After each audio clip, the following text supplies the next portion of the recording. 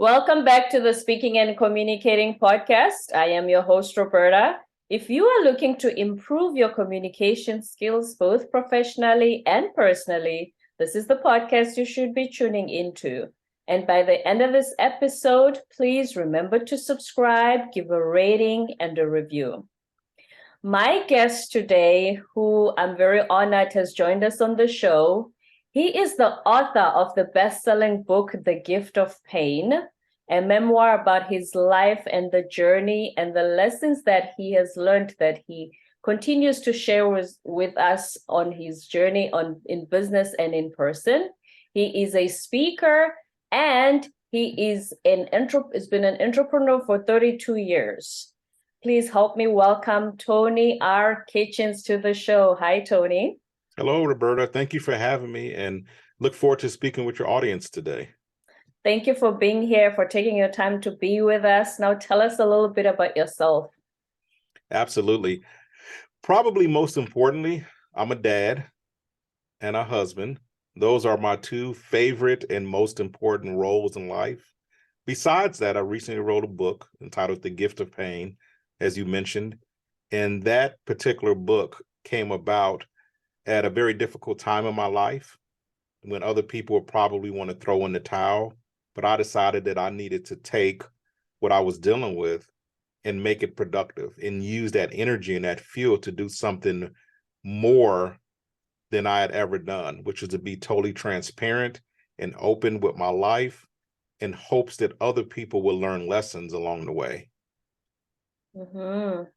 The thing about pain and using it as a fuel, which if all of us did, it, will reach amazing heights. But the thing is, sometimes that's what actually gets us feel debilitated. Like I cannot get out of bed.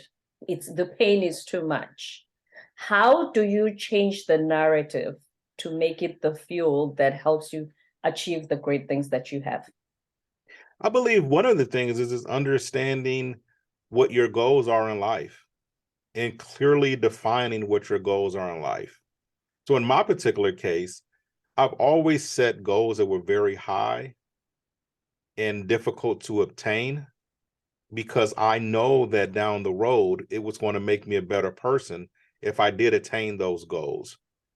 So when life throws things at you and they throw curveballs at you and challenges at you, I always look at those things as a test. And in that moment, no matter how I feel, the thought that comes to mind is two things that come to mind is one, that this too shall pass. At a certain point, this feeling, this situation, this circumstance that I'm in today is going to be over. Mm-hmm. And what am I going to look like on the other side of that? Am I still going to be balled up in a corner, sitting around complaining, wishing that it didn't happen, asking why it happened to me? So I choose not to go down that road. In the process, after I realize that this too shall pass, the next thing I say is, I'm going to pass this test. I'm going to get an A out of this test that life has given me. And in order to get the A, you have to stand up, you have to look at the situation, understand what it is, and you have to decide that your dreams and your goals are more important than what you're feeling in that moment. Even at the time of loss of a loved one, loss of a job, a relationship went bad, finances are tough. Even through all of those things, some may take longer to overcome than others, but all of those things, if we survive them, then we will become better because of them. Not because of the act of losing someone, for example, but because of all of the gifts and the blessings that you will receive after that and the strength that you'll have after that. So I look at pain really as something that gets me motivated to move beyond where I am and to never have that level of pain again. That's a big one, yeah. Because you don't want to experience that pain again. It becomes your lesson, your what not to do next. Absolutely. Mm-hmm. Right. When you grew up in the south side of Chicago, how did you have these big goals? Because I'm guessing it didn't seem like you grew up in an environment where there was a lot to look up to in terms of what you've achieved now. How did 32 years ago did you decide, wait a minute, this is where my life is going? Because you didn't have a lot of those images around you. Sure. I mean, the first thing was my uncle who lived in Puerto Rico at the time, and Uncle Ben, and he was an entrepreneur. And I was so young, Robert, I didn't even know what that meant. I couldn't have been probably more than 5 or 6 years old. Mm-hmm. And every time he visited us in Chicago, I would listen to him and my parents talk. They would sit at the kitchen table and he would tell them about all the places he's traveled to and how the deals he would worked on, some of them went through, some of them failed, some of them were very successful. And I was just intrigued because this was something different than I'd heard every single day. In school, they teach you to become a teacher. You can become a doctor, an attorney. Never heard president until recently. But there were these same jobs that they would tell you that you can get. I never heard them say you can start a business. That's just something that was not even mentioned in grammar school when I was in school. But it was my uncle that gave me that spark. And as I got older, especially in high school, I dug into anything I could about entrepreneurship. I had one business class. I didn't get very good grades because I was never focused on the curriculum that the schools wanted to teach. But the class I did the best in was a business class. It was Business 101. And Mr. Hennessy was our teacher, and he had come from a company called 3M. And this guy had the white shirt, the tie. He dressed like you see businessmen today dress. And I just remember I got the highest grade that I'd ever received in high school in that class. And I couldn't wait for that business class. So that was the spark, Roberta, that started me along this entrepreneurial journey that I'm on.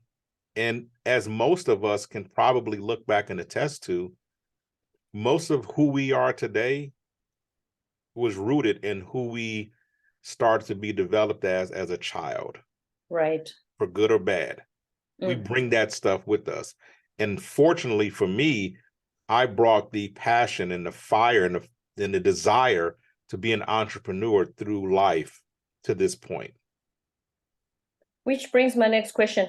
If that many years ago, your uncle, planted that seed of being an entrepreneur, you went to college, I think, for like one semester, and you decided this is a couple of years. Oh, a couple of years, right? Mm-hmm. And you just said, a lot of us say, I will finish the degree as a backup plan just in case the entrepreneurship thing doesn't work out, because it's tough. Don't be honest, it's tough. It's tough. How were you so your gut, your instinct, your soul telling you this is the way to go, despite all the other fears a lot of us have? How did you just keep saying this is where I'm going? I never had a safety net. That was not an option for me to fail.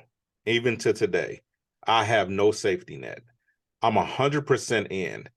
So when I was in college, the reason I didn't finish college was because I worked more at college than I went to class.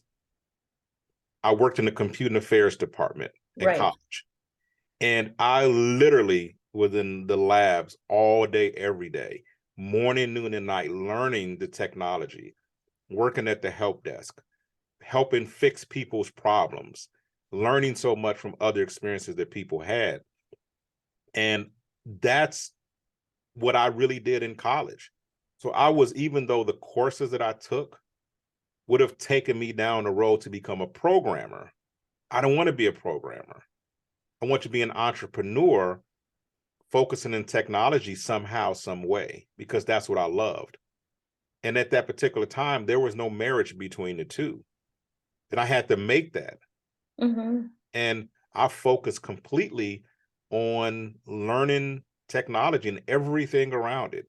And technically I wasn't supposed to work more than 20 hours, I think, in a week because of the work study program. I worked countless hours. Every time someone had to take off a class or for an exam, I was the first one to volunteer to take their shift. So I learned so much that I was excited and I was hungry and I wanted to get out of this learning environment into an environment of achievement. And I said, I can't achieve what I'm looking to achieve here at this institution. It was like a cage for me. I had to break out of it. Mm-hmm. And that's when I decided I have to get into the workforce and I have to start a business if I want to be an entrepreneur. I can't sit here and just read about it and hear about it. I have to get involved in it. So there's no safety net. As an entrepreneur in my life, I don't know about other people. If I'm going to jump, I'm going to jump. If I'm going to walk across a tightrope, I don't care about a safety net because that's going to allow me to not focus as sharply and clearly as I need on my goal. If I believe in my head, well, if this doesn't work out, everything I do has to work out. It has to work out 1,000%. So I don't look at ways to, I don't look at an off ramp, so to speak. So I'm clearly focused in on the goal, and whatever I have to do to achieve that goal, I'm going to do it. 24 hours a day, 7 days a week. That's the life of an entrepreneur. And we don't look at failure. I don't look and say, well, this may fail. It's not an option. Every day it's how is this going to work? What new skills I need to develop today that I didn't have yesterday? Who do I need to contact today that I didn't talk to yesterday who's successful in this space? And that's what it's all about. So I don't look at the failures. I don't look at the past. I don't look at a safety net. It's just eyes straight ahead on that goal, and that's it.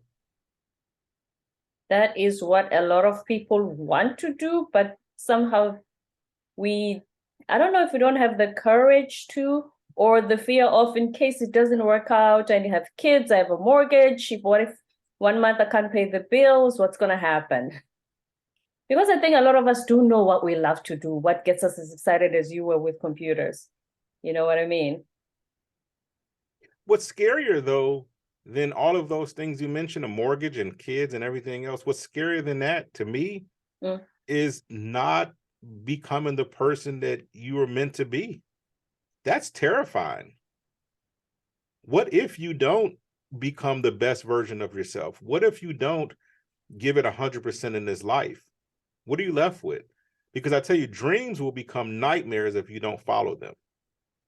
If you have something burning inside of you that you want to do, it should not matter what you studied in college. It shouldn't matter what your job is today. It shouldn't matter who you're in a relationship with today or how much money you have or don't have. None of those things ultimately matter if you have a goal or dream that you're trying to achieve and you're not on the path to get there. So if people are looking to be business owners and they're still working, chances are they're not going to be a business owner, because at a certain point you have to get out of your comfort zone and you have to take the first step and go start a business, right? So you can't become what you're looking to become if you never start. That's true. When it comes to your first job at IBM, I think it one of your mentors who showed you the business side and not just the technology side. Would you like to talk about that? Absolutely. That's my guy, George Gower. Still talk to him today. Oh, that's amazing. Yeah, he's a wonderful, wonderful man. What George taught me was I was on the services team, and we were doing a lot of tech stuff. But George was the sharp-dressed guy with the sharp suits, the suspenders, and he drove a Mercedes.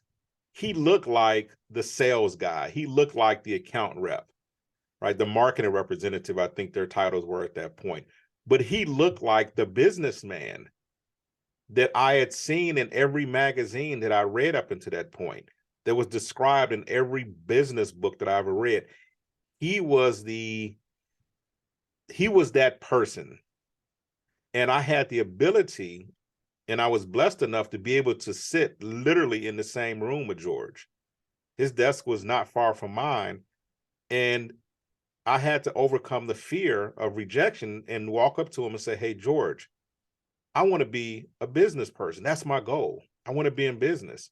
And he used to call me T-Man. He said, well, T-Man, let's go out and let's go have some lunch and we'll talk about it. And George, bless his heart, he was just so willing to help. And he showed me that beyond the technical stuff, that there are way more opportunities in selling and being able to meet a client's needs and deliver for them. And he taught me how to dress as a business person as opposed to a service engineer or technician. He showed me that. Most important, Roberta, what he showed me was George would make sure that at the end of the day, he went home, he cut the grass, he picked his kids up from school. He was a great husband. And the thought that I had was if he can do all of that and still produce at a high level in sales and in business, then it's possible for me as well. And he was my first mentor and my lifelong mentor. Great, great person. But we can all use people like George. The thing is, like I mentioned before, you got to get over that fear of asking other people for help. Because as soon as you ask, you'll find that people are really willing to help. Right. You just have to raise your hand and say, I need help. That's it. That is so true. That's been my experience, especially since starting this podcast. You'd be amazed how many guests give me tips and say, hey, you know what? You can, even if it's off the record, you know what? I think if you did this, it will improve this on your podcast. And I take all their tips because a lot of them have been there or they in tech, they know how to do things better. And I always, always appreciated that. Yeah. Now, when you talk about how he had time for his family, so are you saying that you don't have to work until midnight to provide for your family to prove what a great husband and father you are? Well, it's a couple of different things, Roberta. One is George was an employee at the company. So his responsibilities did end at a certain point in the day. He's an entrepreneur now as well. So he actually has his own business. He's had it for a number of years. And it's a different dynamic. So as an entrepreneur, you're responsible for your business 24 hours a day. Right. And people often ask, how do you obtain balance? You don't. There is no such thing as balance as an entrepreneur. There are going to be times that you have to dedicate more of your time and energy and resources to your family because they need you more at that point. Whatever they're dealing with, they need more of you. And you're going to have your business come in second place. It's not going to be 50-50. But sorry to interrupt you. He was an employee, like I said. A lot of us, we don't have boundaries on, should I do the work on weekends at 11 p.m. when the boss says answer this email and things like that. There seems to be a lot of gray there over, I'm just an employee. Shouldn't I just switch off my phone at 5 p.m. when I go home? The thing is, Roberta, and Iyanla Vanzant said this years ago, we teach people how to treat us. Yeah. Right? So for example, at a certain period of time on a Friday night, I don't respond to any business email or phone call until Monday morning till work hours. Because if I allow people to reach me 24 hours a day, 7 days a week, it's me teaching them how to treat me. It's me showing them how to disrespect my family time. So we have to set boundaries. That's a reality. In work and in business, we still need to set boundaries. I still work on the weekends and at night, for sure. There's always work that needs to be done. However, I think the difference is during the day, I'll work on things that I have to physically talk to people or connect with other people, have conversations. And at night, I'll work on some of the other things that I don't need people for, marketing, social media posts, proposals, the back office stuff that still needs to be done. But during the week, you have to have boundaries with people. Right. Especially if you're an employee. It's one thing, like you said, if you're an entrepreneur, the business depends on you. What did you realize were important soft skills when you started working at IBM on what made you successful eventually? What were the soft skills that you realized, wait a minute, if I have this skill in addition to my technical, this helps with your business, the relationship building and things like that? I think one of the things that I learned back then, and my mom taught me this, was just to talk to people. And even to this day, as you look around, it's so difficult to talk to anybody at your bank, to talk to make an appointment today for any reason. And these companies avoid having conversations with you. Everything is automated. And it's very frustrating, right? But the thing that I Mm-hmm. learned back then and the thing that I employ today is having conversations with people. I answer my phone today. Roberta, if you call me, I'm going to answer my phone. If you send me an email, I'm going to reply to you, right? And that skill of the interpersonal communication, the ability for you to look in someone else's eyes and have a conversation, I'll tell you what it does. It builds trust, it builds credibility. More important than that, it gives you a connection to that person in ways that you wouldn't have had before. For example, in business, if you're selling to someone, in other words, telling them what you have to offer, and that's all you're focused on, you're probably not going to close a deal.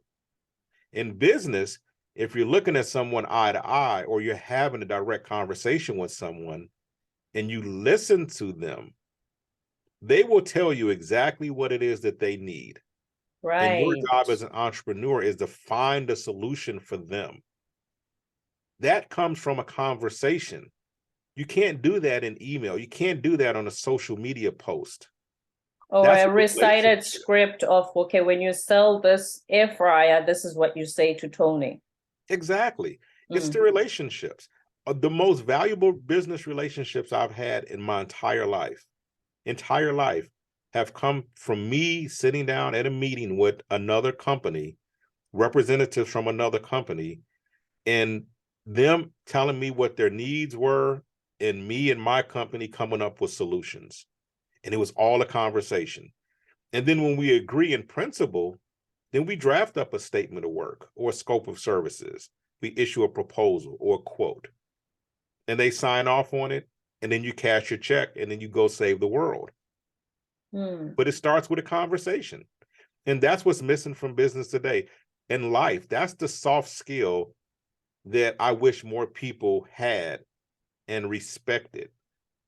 Just like we're having a conversation now, so many people want to benefit from this conversation. If That's you and right. I had an email exchange and you just posted that, there's no depth to it. No, no. Speaking of relationship building in business, my apologies up front for bringing this up. When your mom was critically ill and you had a client, or is it a business associate that called you in the middle of that storm? And when you told them what you were going through, they just said, "Oh, just call us back when that's done." Like they did not even hear what you said about what your family was going through. Yeah. Has your experience been that business is really that has no soul that much? Yeah, it doesn't have a soul. I've been a business person for 32 years, an entrepreneur for 32 years. Generally speaking, business has no soul. And then the Mm. question becomes, should it? And it's that's not for me to answer, but it's for me to decide how I want to run and conduct my business. And you don't have to apologize for bringing that up. I'm an open book. So my mom was in the hospital. She was diagnosed with stage 4 cancer, and she was literally on her deathbed. They kept telling her she had 24 hours to live. And my phone, I had two phones. One was a personal phone, and then one was my business cell phone. And my business cell phone just kept ringing, kept ringing, kept ringing. And I figured it was important because it's from the same business partner. And it was at the end of the year. And basically, I called this lady back, and she was just a sales rep at a company. No big deal. Mm. It's a pretty big company.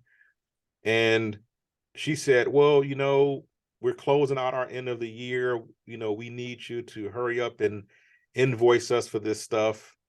And I said, okay, I'll try to get to it in the next couple of days because I'm here. And I didn't want to go into great detail. I said, my mom is critically ill. I'm literally at the hospital. Said I did bring my laptop. Let me get stable with her condition with the doctor, and then I'll have someone at the office work on it. And her comments at the very end were, okay, so just see if you can get it done today. And my thought was, really? You didn't hear anything I said except, Before that, yeah, nothing. she Wow. needed me to invoice them for work we hadn't even completed yet, right? Because this is how big companies are, because on the 31st of December, their fiscal year closes. And they want to make sure that their revenue books before midnight on the 31st of December so they can get commission. Mm. So her commission was more important to her than what I was dealing What with. you were going through. And that's okay. That's okay, because I can't control how other people are. I think the moral of the story and the purpose behind your question was, in business, what is the life? And here's the reality, that it's transactional for most people. It's what's the transaction today that somebody can buy a product or a service, some commodity, in exchange for money. And that's really what business has become. It's become transactional instead of relationship based. Again, go back to customer service. You used to be able to walk into a bank and talk to a teller. They charge you now a teller fee to walk in and talk to the people where your money is already at. It's crazy. Everything is a transaction. But I'm not here to change the world in terms of changing all of that or complain about it. But what it does is it gives me the ability to offer even better value for my clients. Because I continue to talk to them. I continue to engage with them in a very direct manner, whether it's hundreds of thousands of them. They can reach me. And I think that's the lesson for entrepreneurs, is if you forget who your client is, and you forget that each one of your clients is connecting with you, doing business with you because they perceive that you have value, why would you toss that away? We shouldn't. It's those personal relationships. It's those relationships that they want to have. And that's a lost art, unfortunately, not just in business, but also in personal life. When you can sit at the table with 3 friends and 3 of them are on phones. On phones at dinner. Oh, yeah. So they're there, but they're not there. What's the point? You could have stayed home. We could have just talked on the phone.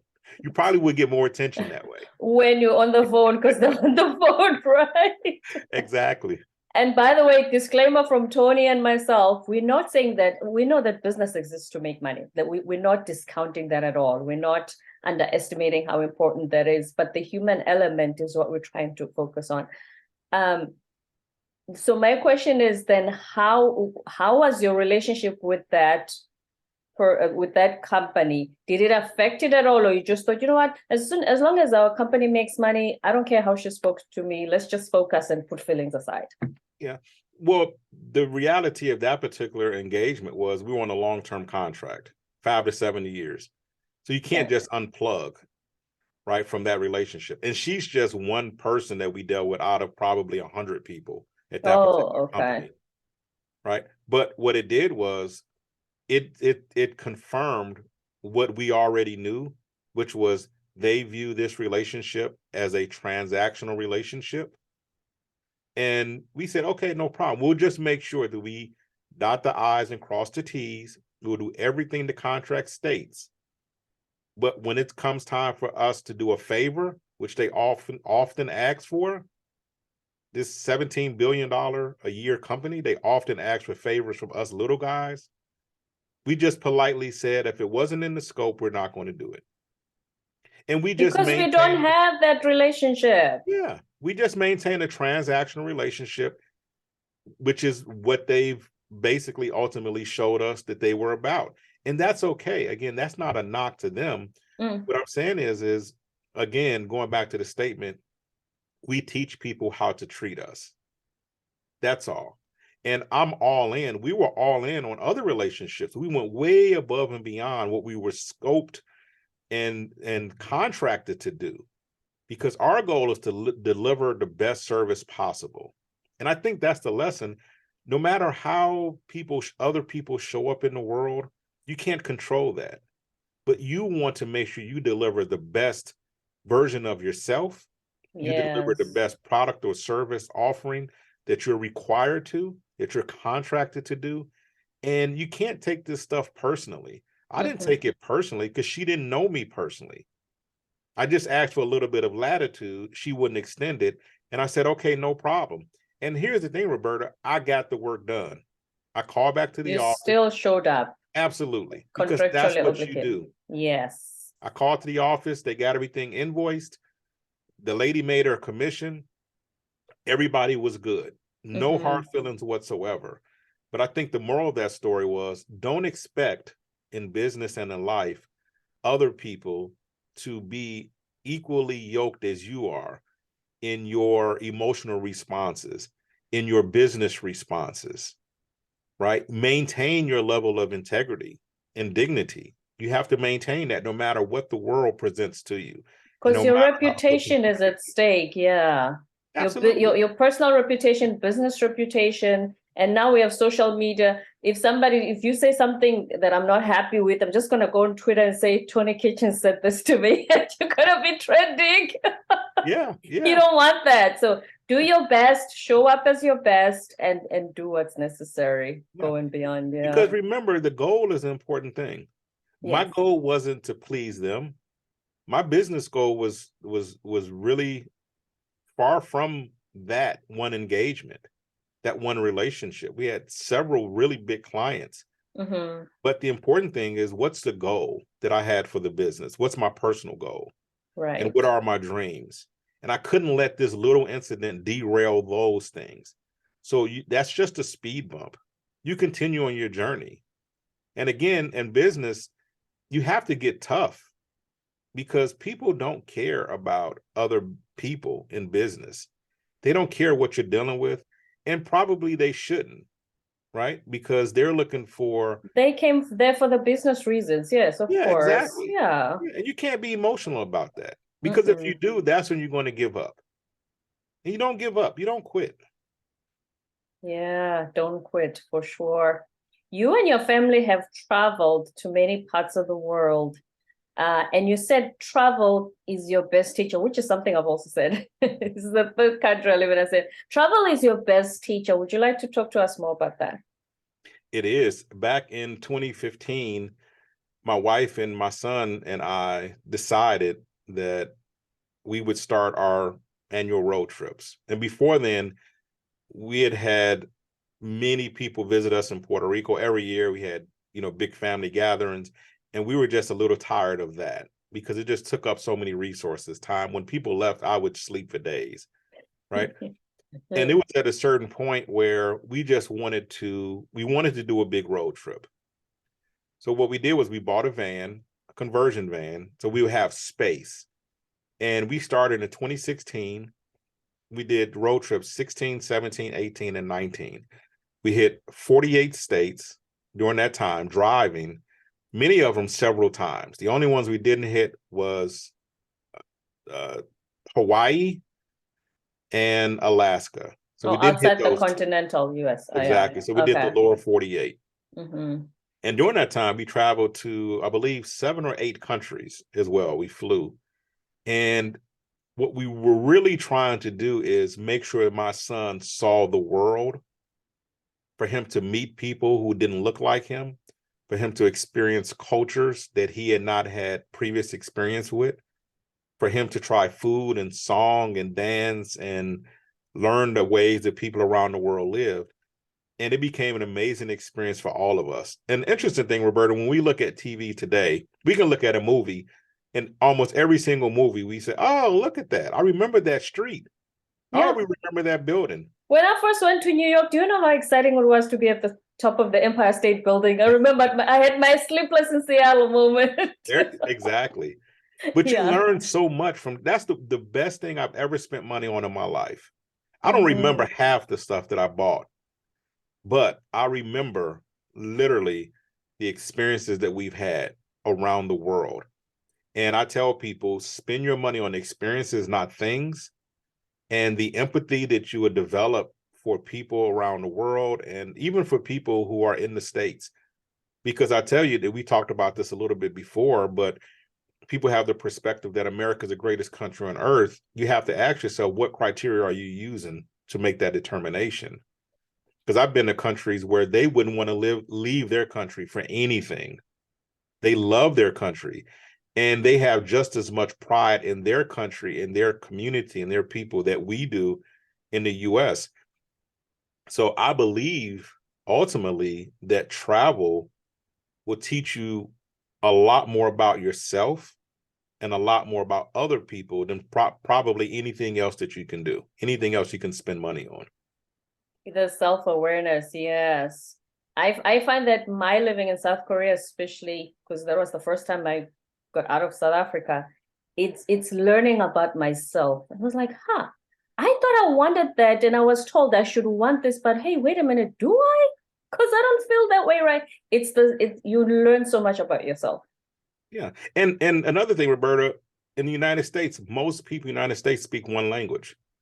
When you go out of the Right. United States, you will be surprised. Most people speak 2, 3, 4, 5 languages. Oh, like you, I see. Yeah, I'm Zulu. I'm from the Zulu tribe. So Zulu is my first language. I speak English. My country was colonized by the British. I learned Afrikaans in school, the Dutch language. So even though I'm not fluent, but if I listen to the news, I can understand 80% of it. And a bit of Korean because I was there. So yeah, it's common when you step out of this country to find people who speak more than one language. Yeah. Absolutely. Yeah. Yeah. Mm-hmm. But travel is just amazing. It's an absolute great teacher. And we have way more travel to do in the future. That's one of the things, again, that one of the reasons why we work hard is so that we can travel and we can go visit people around the world and have those different experiences. And we get with the locals. We love talking to the locals and visiting the local places.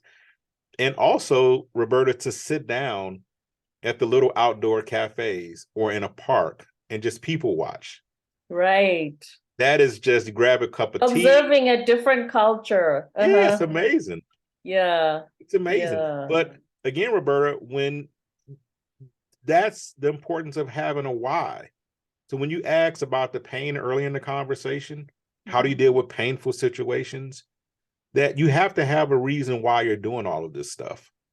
And if you keep that reason, that goal, or that dream in mind, then it helps a little bit. It helps with the pain. It helps when your business partner is insensitive, because it's part of, you got a bigger picture in mind than It those little. becomes the fuel you were talking about.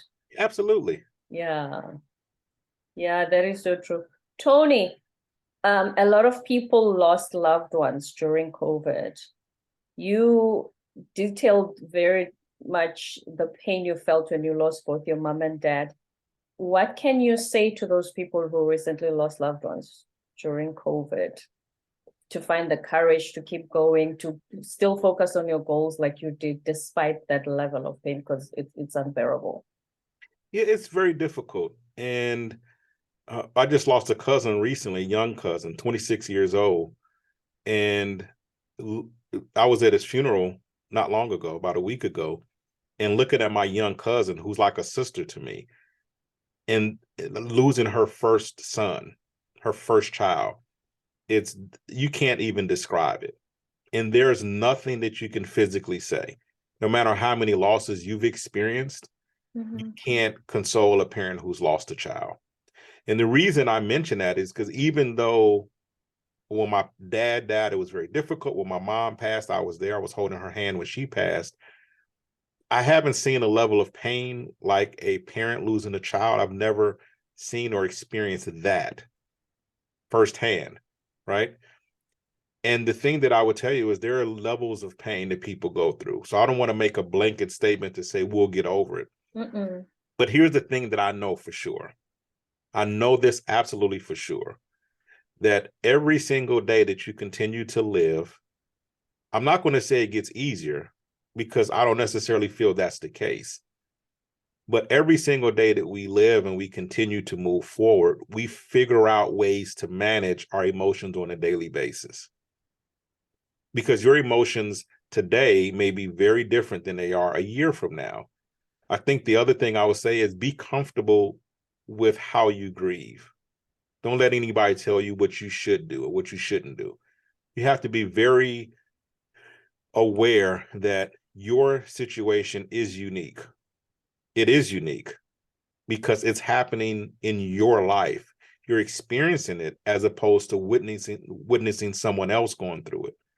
Your experience is going to be different. But the thing that, my parents died two vastly different ways. One was sudden, one wasn't really sudden. And the level of grief is different. When you lose one parent, then your energy goes to the surviving parent. But then when the surviving parent passes, not only do you grieve them, but you grieve the loss of both of your parents at the same time. So it seems like you may grieve for the second one more than the first, but now you're grieving for two instead of one. So what I would tell people is be comfortable knowing that whatever you're feeling is the right feeling because it's your experience. Be comfortable knowing that every single day, there's going to be some tool that you're going to develop that's going to allow you to get through one more day. It doesn't get easier, like people say. Time I doesn't wish they would necessarily stop heal it. saying that. Yeah, I do too. But time doesn't necessarily heal all things like people say. It doesn't, because you're going to always have triggers, birthdays, special days, a song, a picture. There's going to be something. But the thing that I would say from my personal experience, what I did was I used my love of my parents to move an agenda along that included their legacy. We helped out, we served hundreds and hundreds of people for meals at Thanksgiving and Christmas time. We've given out backpacks in their name to new school year of students that are attending school. So many different things we've done over the years to honor them. It doesn't make the pain of losing them any less, but I was able to take that pain and to say, okay, what can I do to still keep their memory fresh in my mind, and then to show the world that they were great people, even though they're not here, by doing great things in their names. In their names, right. Any last words? Is there anything I didn't ask you wanted to share with our listeners today? No, I think that you've covered a lot. I think that we talked about the book, The Gift of Pain. And the important thing to the audience members, the thing to remember is that there is a gift in pain. There is a gift. You may not recognize it now, but one day you probably will, and it could be years down the road. But the pain of losing a relationship, losing a job, maybe it's a blessing that you lost a job because now you have to fend for yourself and start a business. Right? Losing that relationship, maybe it wasn't the person that you were meant to be with in the future. Right? So maybe it was a blessing. Maybe it was a gift. But if we hold on to the things that we lose so closely and so tightly, that we're never going to be able to move forward. So the gift of pain for me, all of the gifts that I receive, I describe them in the book.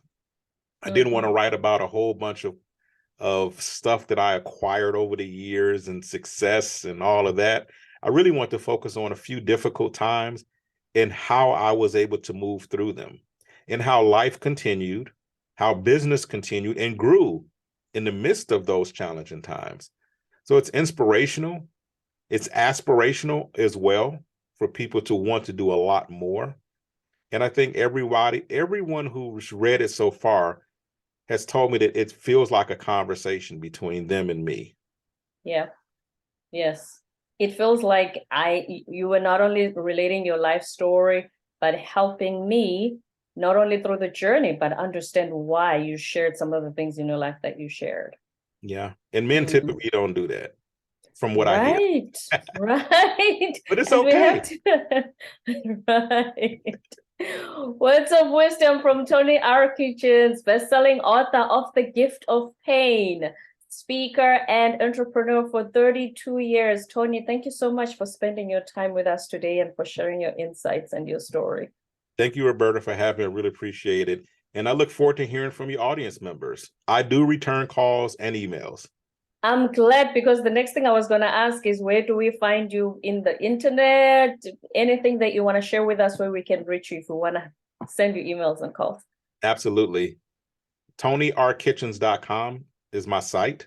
You can Mhm. find links to all the social there, contact information. Giftofpainbook.com is where you can find a link to the book. Okay, TonyRKitchens.com and giftofpainbook.com. That was Tony R. Kitchens. Thank you so much. Thank you, Roberta. Don't forget to subscribe, give a rating and a review, and we will be with you next time.